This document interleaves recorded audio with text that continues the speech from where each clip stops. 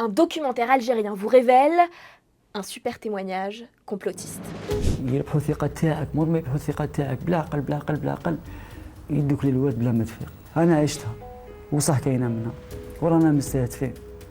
Lui, c'est Amin Aissaoui, le protagoniste d'un documentaire diffusé à la télévision algérienne le 12 décembre dernier. Il raconte avoir été recruté par les services de renseignement français pour déstabiliser l'Algérie en formant des groupes armés djihadistes. Parlez-moi un peu de votre expérience terroriste. Alors il y a plusieurs problèmes dans ce documentaire. Déjà, toutes les accusations ne reposent que sur une seule source.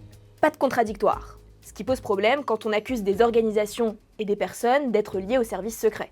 Ensuite, le ton et la forme de ce reportage. Comme on n'a pas de preuves pour confirmer ce que dit Amin Aissaoui, on brasse du vent. Cette opération met clairement en évidence l'ampleur de la malveillance et des mauvaises intentions et l'étendue des complots et des intrigues. Bon, en termes de solidité des arguments, c'est plutôt contestable. Mais alors à quoi il sert ce documentaire ? Faut bien avoir en tête qu'il est diffusé sur la chaîne d'État algérienne.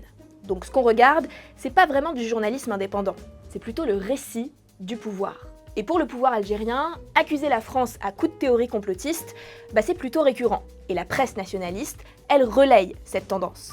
Récemment, on a retrouvé exactement les mêmes éléments de langage que ceux du documentaire dans une autre affaire, celle de l'arrestation du franco-algérien Boualem Sansal. Cet écrivain, il est emprisonné depuis plusieurs semaines pour atteinte à la sûreté de l'État. En fait, pour avoir critiqué le régime. Et pour la presse proche du pouvoir, ça fait de lui un agent franco-maroco-israélien. Que des États avec lesquels le pays connaît de lourdes tensions diplomatiques. Et dans un régime très contesté comme l'Algérie, rien de mieux qu'un ennemi extérieur pour rebooster un peu le sentiment national.